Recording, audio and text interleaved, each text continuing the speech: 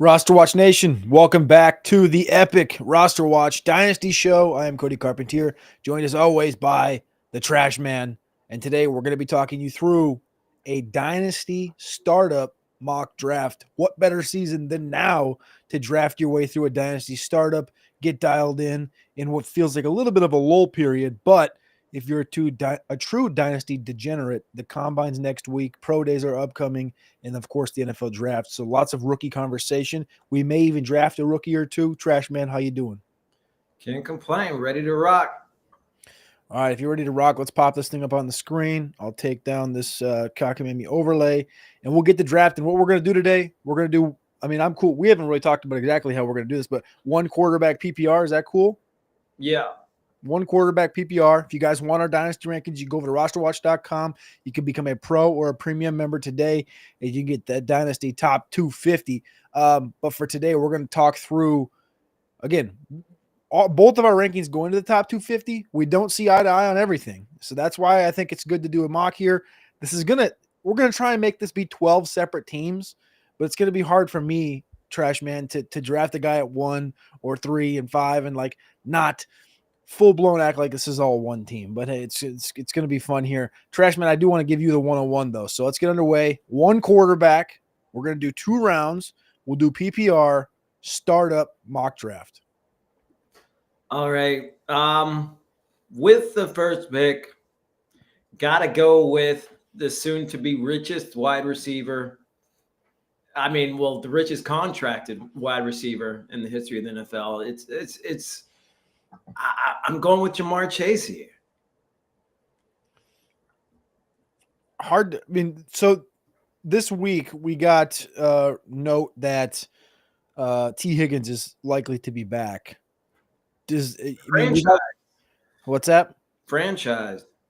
We've seen the success, obviously, that they've had together. Are you in any way, shape, or form nothing? It doesn't do anything for you as far as Dynasty goes. You already have Jamar Chase where he's at, but this doesn't do anything for you. You mean for Higgins?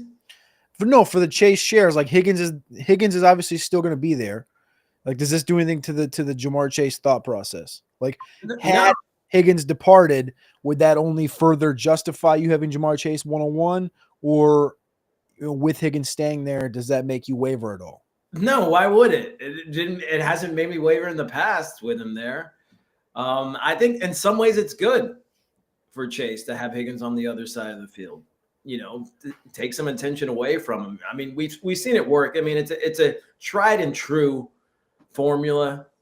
I don't see why it would change anything involving Chase. Maybe if anything changes, it might be once he gets all that money. We've seen it happen with players before where they're not quite as driven. But Chase is, I have to think that Chase will buck that trend. Just thinking about the type of player he is, he's a quiet guy. He lets his play speak for itself on the field. I think it's going to be part of the course for Jamar Chase this season. Number 2 overall pick. I'm going to go ahead and, part of me kind of wants to tickle the fancy of Malik Neighbors here, but I'm just going to go ahead and go with Justin Jefferson, who had, Jamar Chase was top 5 in explosive plays last year. Justin Jefferson was number 1 with 25 explosive plays playing with Sam Darnold. We've seen Justin Jefferson year over year just continue to build this thing out. He, of course, had the mega third year, 1,800 yards before he got hurt in his 4th year, which would have been 2023. Missed some games, but then bounced right back and finished for a 4th consecutive season as a top 5 fantasy points per game player. At the worried about the quarterback situation at all? I am. That's the thing. I'm actually super worried about the quarterback situation, just because I think it's going to be McCarthy. Yeah. But I wonder if this Sam Darnold thing has any legs. We're going to see, I think, over the course of the next month, obviously. I kind of want it to be McCarthy, because I think he'll latch on to that player in Jefferson a little bit more, just being he's a de facto rookie. He's got a good attachment to a guy like Jefferson. Jefferson wants to have a good relationship, so he gets his 180 targets. So I'm gonna hold pat for now. But I'll be honest with you, Trash Man. If Matthew Stafford goes to the Giants, or if Cam Ward or Shedeur Sanders go to the Giants, and we see early on that there's success from the rookies, I might bump Neighbors. And I think if Stafford goes, I might just bump Neighbors directly. Okay, speaking of, I'll just go ahead with the next pick. I'll just put Malik Neighbors there. I mean, I think if there is a player who's dynamic enough to make, a lot of their own plays as a wide receiver, it's Malik Neighbors. We've seen him do it with the Giants already his rookie season. I think the quarterback situation will only improve there. So I like Malik Neighbors, a playmaker, game breaker, heart taker. One quarterback. There's the first three: Chase, Jefferson, Neighbors. Kind of in line with what we think. We do have one more receiver in here that I have thoughts about, and it makes sense that the Dallas Cowboys might add another receiver, and his name could potentially be Stephon Diggs, given his brother Trevon Diggs plays for the team, and he said how much he wants to play with him. I'll be interested if that actually comes to fruition. And Cowboys added more old receivers. I think that helps. I think that helps Lamb though. So I'm going to go ahead and do it. I'm not going to go running back. I'm going to take CeeDee Lamb here. I'm going to plug him in at the 104. And again, this is a guy that's age 25 season or age 26 season. Sorry, right now. I'm just going to go ahead and ride it with CeeDee Lamb. I know who he is. I know what he is. I know that the Cowboys want to win with him, with Dak, and hopefully with one of these stud running backs. If they bring in another receiver like a Diggs, I'll take it. I'll take it because he's not a better receiver than Lamb is. Few people are. Obviously, that's why he's the fourth player on this list. I'm just going to go ahead and ride with what I know. And what I know is CeeDee Lamb is a stud, and he's going to get me 20 fantasy points on a weekly basis, more than likely. Boycotting the Cowboys. Hey, you do you. And that burns you. It doesn't burn me. They burn you.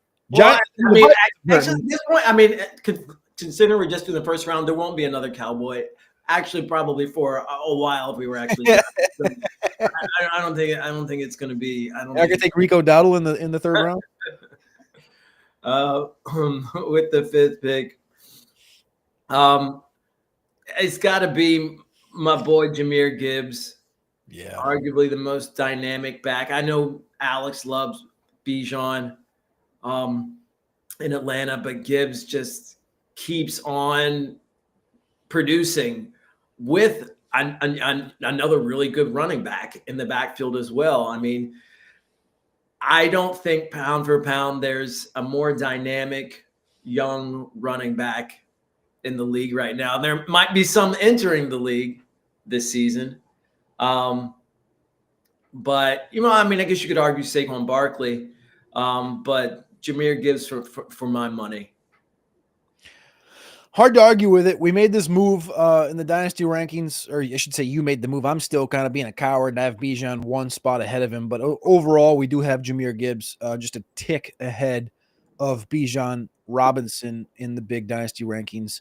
I'm not going to make a big conversation out of it. I think these two guys are side by side right now. I think there's going to be a name potentially rearing his head. It's a better offense too. And yes, it's a much better offense. I think I'm going to probably make why I like doing stuff like this, especially like now time of year, is because I can make these conversations between you and I, between me and other people, between you and other people, and all of a sudden we make an adjustment, right? And the thing is, these guys are right here.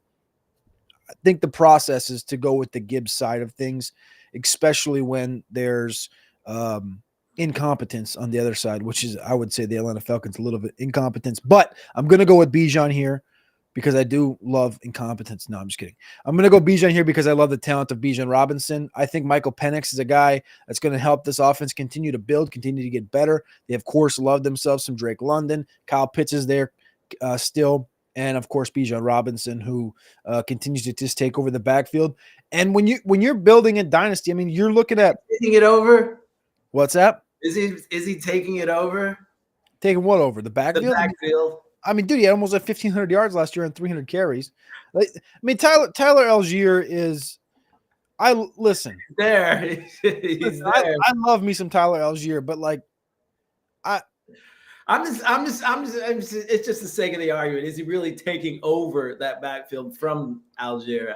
I mean, Well, he took it over. He had 300 carries last year and 60 receptions. So I'll say he took it over. I will say also, I think the Algier thing actually might sort of brace any potential impact. Like we've talked about, this running back class in 2025 is like literally 20 to 25 deep of guys that we think can be contributors.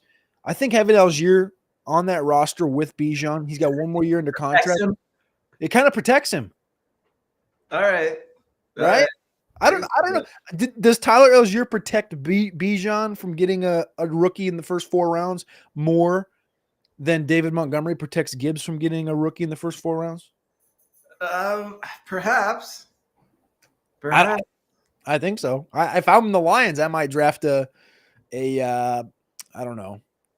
If some value is there in the 4th round, then I might get a Damian Martinez or something. Yeah, I mean, honestly, you could maybe plug and play any big body back coming in then worth his salt in the draft. You know, a counter punch to Gibbs. All right, you're up at 107. Okay. For me, oh man, and do I need to? I'll do this because I have him here already, and that's Breece Hall. I kind of wanted to get my boy Bucky Irving somewhere up in this range, just to. You're crazy. Just you're crazy. To ruffle some feathers, but I'll keep it Breece Hall for my next pick. Although, you know, it's another situation where we don't really know what's going to be happening at quarterback. We have some good pieces there on that offense, but there's going to be a lot of new things. Regarding that organization this coming season. So I guess Hall. I guess that's the one tried and true thing that they do have going for them. Will be Breece Hall, and hopefully a healthy Breece Hall. I'm going to go ahead right here at the 108, and I'm going to plug in the rookie. We do not have our rookies yet in the top 250. I think we'll probably do that after the combine. I think we'll probably have that conversation and start plugging those guys in after the combine. I'm going to plug Ashton Jeanty in right here. The rookie from Boise State, the all-world, you know, some people think a Heisman snub, Ashton Jeanty here at the 108. And I will say, Trash Man, when I look over at, so Keep Trade Cut's a good site to kind of get a feel for where the consensus may have these guys. Like it's a kind of a consensus dynasty ranking, I guess is the best way to put it. You go in there and you can, like, they give you 3 guys and you'll say Keep Trade Cut. And they just kind of have like an algorithm that builds into it. Right now, Keep Trade Cut, Ashton Jeanty is the running back 3, just a couple notches ahead of the Saquon and Breece Hall and Devon Achane tier. He's like 5 players better than the field there, like 5 receivers better and stuff. So you have to take these kind of chances in fantasy, especially in Dynasty when they're there. I think you're gonna hit more often than you're gonna miss the Jeanty. So I don't hate that. Do you think that there's a spot? So we're drafting this thing pre-combine, but people are going to be doing startups pre-draft, so you're still not going to know a landing spot. Like I think we have a better idea, of course, of how Jeanty's going to test than we do of where he's going to get drafted. But the thought is he's probably going to be a top 15 pick, more than likely. And I guess my one question will be, is like a New Orleans. If New Orleans drafts him, it kind of forces the hand to cut Kamara this summer. Dallas is obviously a gold mine of a landing spot, it feels like. If they can continue to build that offensive line, like, is there any spots where like you could potentially get nuked if you took him here in the first round of a startup this spring? Oh man. So like spots I've seen people talk about Vegas at 6, which I think is a bit high. The Jets at 7, which literally was a mock by like a well-known mock NFL draft analyst. I was like, whoa. I think that's a little bit cocky, maybe. Yeah. New Orleans at 9, Dallas at 12. And after that, it pretty much falls down to like Denver at 20, which I think he's going to be. I think if he gets to 12, he's gone at 12. I mean, I don't think any of those situations nuke you. And I think I think he could thrive in any of those situations. All right. Yeah, I don't see. Do you see any of those situations being bad for him potentially? New Orleans, I think is obviously he'll be successful in it, but I think that New Orleans, like, just they're 50 million in the hole. They've been in the hole for the last 5 years. It seems like they've just been kicking the can down the road, and I just wonder if you spend a first round pick, and I just finished my pre-combine mock draft, NFL mock draft. It'll be up on the site either tomorrow or over the weekend, and I put Genty to the Saints. And the thought is that if they do that, they can get out of that Kamara contract and save some money at least. And it gives you reason to get rid of Kamara if you can replace him with this. But from a team building standpoint, I think it's a horrible decision to draft a Genty to replace a Kamara when at the running back position specifically, when you have so many other holes in your roster, that I wonder if it potentially nukes his upside on a bad team like that. I mean, I don't think so. I mean, I think he would get so many touches in that offense that I mean, if we like somebody like a Bijan, yeah, that's fair. Then yeah, I don't see why we wouldn't like Genty there. All right, 109.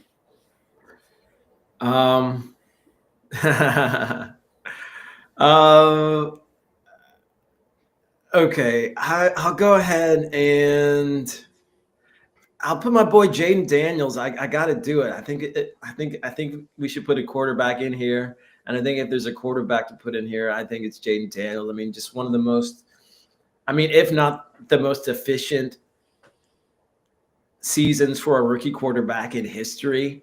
I mean, he kind of makes Tom Brady look pedestrian with some of his numbers in his rookie season. You know, of course, there's always the chance that there's a sophomore slump, so to speak. I mean, we've seen it in San Francisco.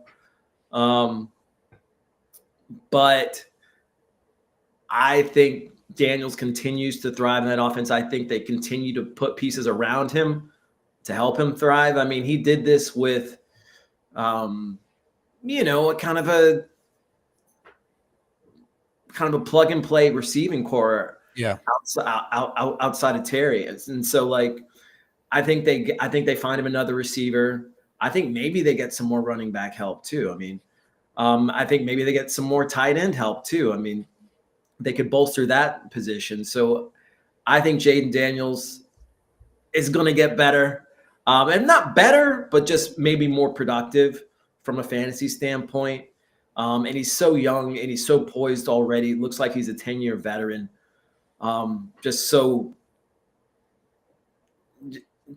unflappable there under center for Washington. And I hate it as a Cowboys fan because we're going to be, we're toast for the foreseeable future, but I can't hate it. I mean, I like Daniels so much that, like, watching the Commanders win with him under center, it doesn't hurt me. And I think he's the quarterback of the future for the NFL, the face of the NFL. And they have a lot of openings at the wide receiver position this year. I think Olamide Zaccheaus is gone, Jamison Crowder, De'Ami Brown, KJ Osborne. It's all wide open outside of Luke McCaffrey, and Terry McLaurin. So, I mean, there's potential for a receiver at the end of round one. You look at how deep this running back class is. I think you nailed it. And then Ben Sinnott. Don't forget about him from Kansas State. We liked him as an athletic tight end last year, who hopefully takes over for Zach Ertz this year, because Zach Ertz he was a good leader and a good player. He's not a very dynamic asset. 110 in the 1 QB 2-round dynasty startup here, pre-combine, is when we were doing this thing. I'm going to go with I only got 2 more guys in my top 10. I'm going to go with one that I guess is a little bit of a reach here. Keep Trade Cut has him as wide receiver 11, 19th overall. I don't care. I love Jackson Smith-Njigba from Seattle. I think he showed us towards the back end of the season this last year kind of what he was. I think that there's real potential that we see Tyler Lockett depart Seattle. this coming year. 137 targets, 100 receptions. He finished 17th overall in points per game in fantasy football. I know it's not great, 14.9 fantasy points per game.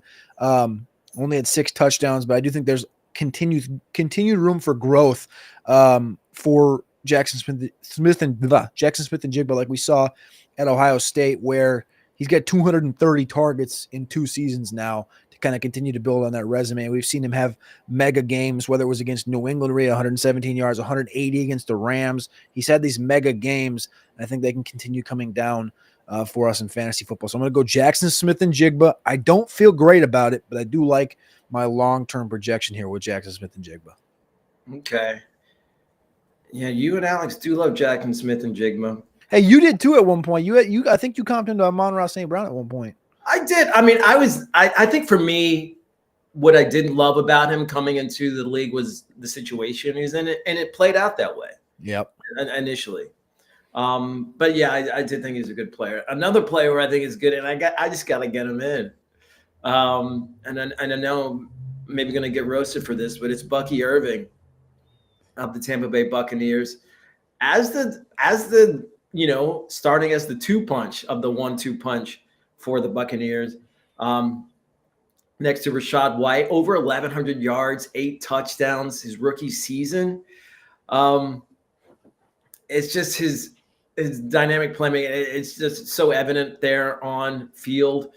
This is going to be another good offense for the Buccaneers.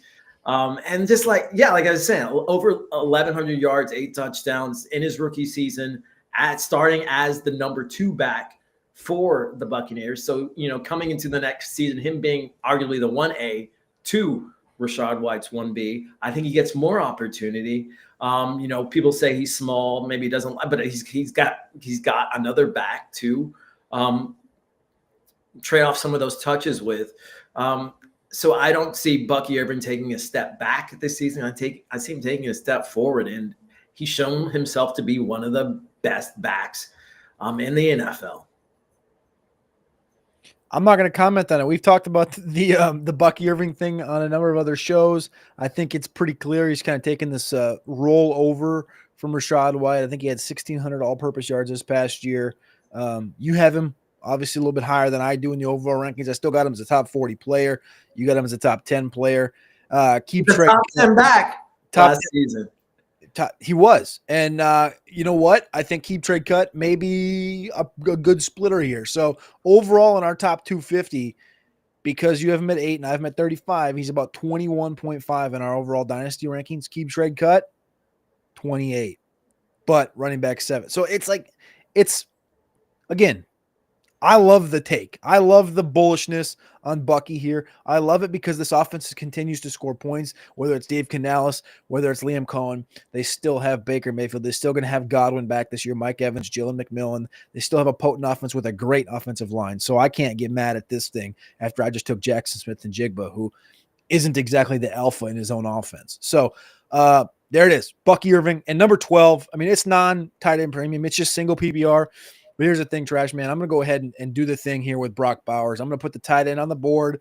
I'm generally an anti-tight end guy. Like in rookie drafts, I'll be the guy that waits until the 306. 306, 307 historically has been like my spot in rookie drafts. Like I'm just not going to do it until then. That's where I see I'll take the athletic tight end that falls to me. The Ben Sinnott at 306. Jatavian Sanders fell there a couple times last year as well, which didn't deserve to do, but he did fall there. I'm going to take Brock Bowers here at the 112, and I feel good about it because there's people mock drafting, like I brought up Ashton Genty a minute ago, to the Raiders at 6. They're mocking Tedero McMillan there at 6. I see obviously quarterback being mocked there at 6. You look at what Pete Carroll's history is as the coach in Seattle, and I think he was like the executive VP or something of personnel. Between 2010 and 2023, he only drafted 1 quarterback, running back, or wide receiver in round 1. That was Rashad Penny in 2018. John Spytek, the new GM who came from Tampa in 8 years in personnel, on the personnel side of things for the Buccaneers, he never drafted a quarterback, running back, or wide receiver in round 1. And I think when you think back to Seattle and Tampa over the course of the last decade and a half, Russ was obviously a middle round hit. Tampa hasn't exactly had a great quarterback, but they've had reason to draft quarterback early. They just haven't done it. And you also talk about running back and receiver. Penny's the only one there. So I really don't think that there's going to be a real running back or wide receiver of consequence like the Ashton Genty or the Ted McMillan's going to come in there and compete for targets with the Brock Bowers anymore. So I'm just going to plug him in here. Brock Bowers at the 112. That's round 1. Jamar Chase goes first overall. Justin Jefferson, number 2. Malik Neighbors, number 3. CeeDee Lamb, number 4. Jahmyr Gibbs, number 5. Bijan Robinson, number 6. Breece Hall, number 7. Rookie Ashton Genty, 8th overall in the Dynasty Startup 1QB mock. Jaden Daniels, 9th. Jackson Smith-Njigba, 10th. Trashman takes his guy Bucky Irving, and I finish it out with Brock Bowers at 12th overall. The second round, we're going to speed up a little bit. We're going to get through it faster. We appreciate y'all clicking that like button, click subscribe, being here on YouTube. If you're on podcast, please leave a 5-star review and continue to tap in. We see you guys in the chat. Snowman, Jamie, Alex, Steel Bill, who dat? We appreciate you guys jumping in here. One question from the chat. We'll take it right here from Alex Sanborn. Not to cover up your face. Sorry about that, trash man. But he says, 12-team startup. Start 10. Pick one. JSN, Garrett Wilson, the 102, or Laporta with an extra point per catch for tight end. So JSN, Wilson, the 102, which I'm assuming is 1 QB. I'm assuming that's going to be like your Amari Hampton or your Ted McMillan, or Laporta. For me, it's JSN. JSN, yeah. I mean, it seems pretty clear and cut. All right, there it is. Let's go. Round 2. We'll do a little more rapid fire here in round 2. Try to get this thing out of here so we're not here for too long for you guys. Well, we're doing 2 of them now. Wow. Well, I said 2 rounds to begin, but if let's just speed through this thing. We'll just go rapid fire, not too much analysis. We'll get through the second round. Okay. You're up at the 201. All right, for me next, it's Amon-Ra St. Brown. Another Lion, another player on a great offense, but I mean, maybe not even the best receiver on his team, to be honest, at this point. But his usage is almost second to none for wide receivers, and he's just so versatile. Let's keep going. Sorry. You're good. You're good. I'm going to go ahead and I'm going to take Puka Nacua. I think we both have him next in our overall rankings. I'm going to go Puka Nacua. I think Cooper Kupp obviously is going to depart. We'll see what happens with Stafford. Even if Stafford departs, I think that they're going to bring a quarterback in that can run this offense, and I don't think it hurts Puka Nacua as much. I even debated Puka at JSN, and that's coming from someone that has Puka ranked a little bit lower than I should. So I think I'm going to make that adjustment as the show ends. Yeah, after that, for me, I know, and this is where we have a big discrepancy. It's Brian Thomas Jr., the Jaguars. I mean, 1,200 yards, over 1,200 yards, 10 touchdowns in his rookie season. Kind of did it under the radar. I mean, not a lot of talk about Brian Thomas Jr. He just did it every week. He just plug and play. Set and forget him there. I'm for the Jaguars, and I think his situation is gonna get better this season. All right, I'm going to go back to quarterback here. You took the first one off the board. I'm going to go ahead and take Josh Allen. I think these guys are pretty razor close together. I still have Josh a touch ahead of Jaden, but I mean, I think that's going to probably change as long as we see the sophomore slump not come through and rear its head. So I'm going to go Josh Allen here. Continues to make the conference championship, continues to fall on his face, but we'll see if Keon Coleman can take a step forward and maybe they'll draft. It's like a Buffalo Bill. I think they're going to draft like a Matthew Golden or something, man. I think that's going to be – I think they're going to get some more weaponry here for Josh Allen. I think more fantasy points are coming. You don't think they would bring Diggs back? Why bring back Diggs when you can just get the younger Diggs and Matthew Golden? That's an argument for sure. All right. After that, we have who do I have? I have another quarterback. I'll go ahead and pull the trigger on it. That's CJ Stroud. I know he had a down year there in Houston, but he's going to get a new offensive coordinator. Hopefully the Texans continue to shore up that offensive line. I mean, that continues to be the Achilles heel for the Texans, and the Texans offense in particular. Get more protection for C.J. Stroud. That is the name of the game. He's a monumental quarterback. He could be up there. I mean, we saw it in his rookie season. He could be up there with the Josh Allens and the Jalen Hurts. He just needs to be protected. Get him some protection, and you will see that out of Stroud. All right, we'll go to the 206. Now we got 3 quarterbacks at the board: Daniels, Allen, Stroud. I sort of want to think about Jalen Hurts here. I'm a little worried about that situation. Well, just because they don't need to use them as much. I mean, they have. Well, I know it. Saquon's like too. You know what I'm going to do? I'm going to go ahead and just take the next guy. I'm going to skip Hurts. I'm going to move him down my rankings after the show, and I'm going to take Trey McBride. I'm going to go another tight end here. I think Trey McBride is an absolute demon at the tight end position, and I don't think Arizona is in a spot where they feel the need to take another receiver. They obviously took Trey Benson last year. We'll see if they spend a late round pick on a running back. Marvin Harrison's obviously there. Michael Wilson, I think they like. I think the weaponry stays pretty pat where it's at, and I think McBride continues to eat with 100-plus targets year after year. Okay. I mean, there are a lot of quarterbacks I could take with the next pick, but I'm kind of overtaking quarterbacks there. I'm going to go with James Cook, another undervalued player as far as I'm concerned. 16 touchdowns this past season. I mean, he was the main cog in the Bills offense. And, he's smallish, whatever. They have other backs, whatever. He still produces. I mean, he's like his brother. I mean, we saw the pedigree in his brother Dalvin. I don't know why we're doubting James. He's on a better team than Dalvin ever was on. And then 16 touchdowns. He gets the opportunities and over 1,000 yards on the ground. You add in his pass catching ability. He's a premier running back in the NFL. And he's 25. I think he's got a couple more years of just being a dog. So I like this. I think there's some people out there that believe the Bills are going to try and take a running back high. It doesn't make any sense to me. So I like where you got James Cook here at the 207. 208.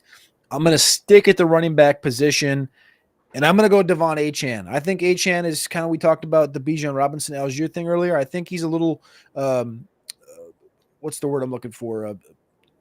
Inside of a cooler, and you have warmth around you. What's the insulated? He's insulated. I mean, no more Mostert. I think he's insulated by Jalen Wright. I think they like Jalen Wright. I like Jalen Wright. And I think that Achane has proved himself. Yes, they'll probably draft a running back, but I don't think it'll be in the first 3 or 4 rounds. So I think he's pseudo insulated by Jalen Wright and by his dynamism. Okay, that's fair. Okay, and I guess I'm going to have to move some of these quarterbacks back because I still don't want to take another one of them right now. I'm going to go. I got to go with my boy Jonathan Taylor.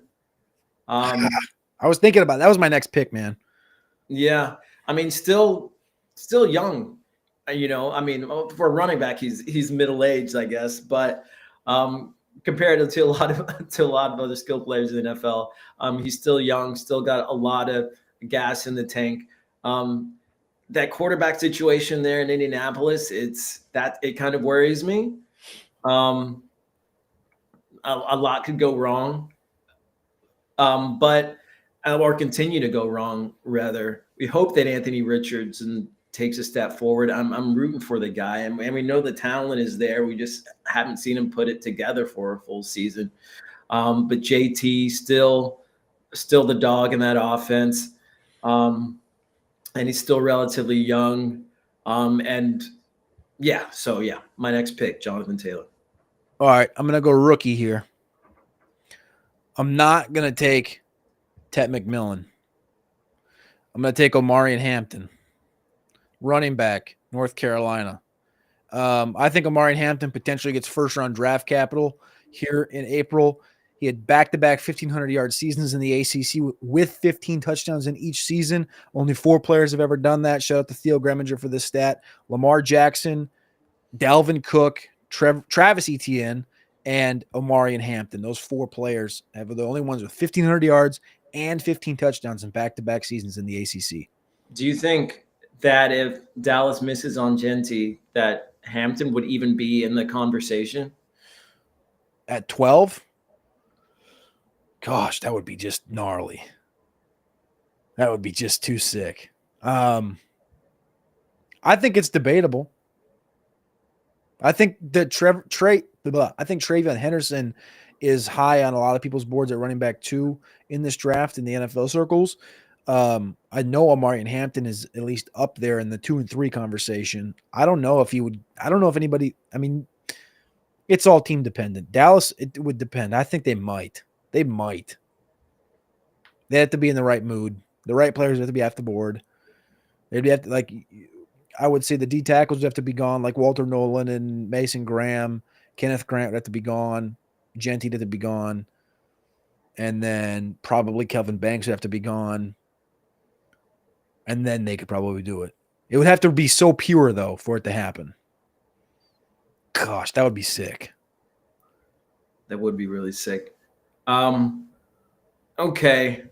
My next pick. Okay, I'll put one of these quarterbacks. I've just been like moving back. I mean, I gotta get my boy Lamar Jackson there.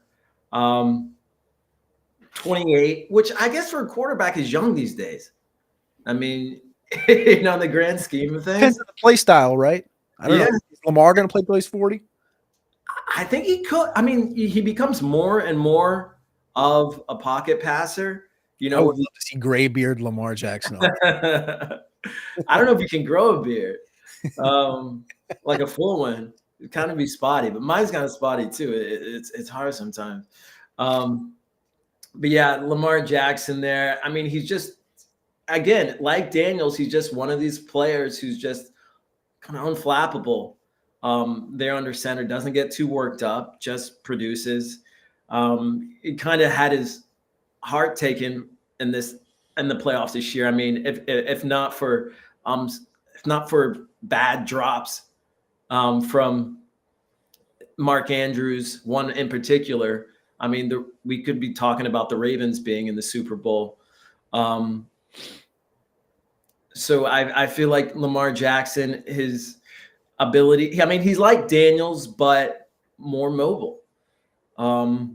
He's a little bit older, and I guess that's the one knock against him. But I think he's got potentially another decade in him. They have good protection there in Baltimore for him, at least right now. And he's got so many weapons. I mean, and they seem to keep making all the right personnel moves in Baltimore, and I think it just I think he continues to soar there. Trash man, there's one guy that I'm going to take right here to finish this thing out. Well, I forgot to paste Lamar in here. Here he is. Oh, my bad. Bad radio. The one player that I'm going to take right here that I know we both loved as prospects, and I just learned right now that we are lower on consensus than we're lower on this player than consensus as a duo here. So you have him 24th overall. I have him 22nd overall. He's right there at the end of round 2, technically, for us in the Dynasty rankings. And I'm going to take him here with the last pick. He's 13th overall on Keep Trade Cut, wide receiver 8, soon to be 26 years old, and the only stud receiver attached to his young stud quarterback. I'm going to go ahead and take our boy Nico Collins with the 24th overall pick right here. Is there still hope for Nico Collins? Oh, yeah, absolutely. I mean, if there's still hope for C.J. Stroud, there's hope for Nico Collins. I mean, I wish it was Tank Dell. Yeah, God. Sad. Sorry for that kid. But yeah, Nico Collins. It's funny because coming into the draft process with Collins, he wasn't a guy that, I mean, I remember writing the review on him, and I thought he had all the intangibles, but I didn't think he would be as good as he has been in the NFL. He didn't really show that. in his college career. He should, he had flashes, but not on like a week to week kind of number one receiver like we've seen out of Collins. But no, I like this, and I like it more than putting a Drake London there or something. Yeah, so it's a good pick. I thought about Marv. I thought about Drake London. I thought about Saquon a little bit, but I ended up I ended up on Nico there. So for the podcast audience that listening along, round 2 was Amon-Ra St. Brown at 201, followed by Puka Nacua, Brian Thomas, Josh Allen, CJ Stroud, Trey McBride, James Cook, Devon Achane, Jonathan Taylor, the rookie Amari and Hampton from North Carolina at the 210, Lamar Jackson at the 211, and Nico Collins at the 212. One question from the chat, and we'll get out of here. Jamie Pirog put one in here earlier. Because I took Amari at 210, he says, do you think if you take Tet at 210, Hampton would be available at the 303 in Dynasty? I mean, it all depends on your league, man. It all depends on who believes in what Omari and Hampton is. I have Omari and Hampton rather high in comparison, I think, to the world or consensus. A lot more people would take Tet. There are even some people that would bring in Travion Henderson, people like Caleb Johnson. It all depends, I think, on your draft. Yeah, exactly. Well, no, and I think it also depends on where they land team-wise. I mean, that's going to make all the difference. I mean, because then you could have somebody like a JSN, who lands on Seattle, and then you don't like that situation, and that can change the whole profile of that draft. There it is. We appreciate each and every one of you guys in the chat that has tapped into the Dynasty Show, Roster Watch Dynasty Show. You can catch everything over at RosterWatch.com. The Dynasty Top 250. All of the rookie spotlights are up from Trashman, Alex, and myself, or at least they're getting their way up, I should say, onto the board. We'll be back tomorrow, maybe, or Saturday, I guess. I think we're going to do a Combine preview show, and then next week we'll be at the Combine. So we appreciate y'all. We love y'all. Trashman, any final thoughts? This is harder than I thought it was going to be. That's probably a good thing. That's why we do it, though, to have the conversations, to build and to iterate through the Dynasty rankings. Go get them. RosterWatch.com, top 250. We appreciate y'all. We love y'all, and we'll see you next week.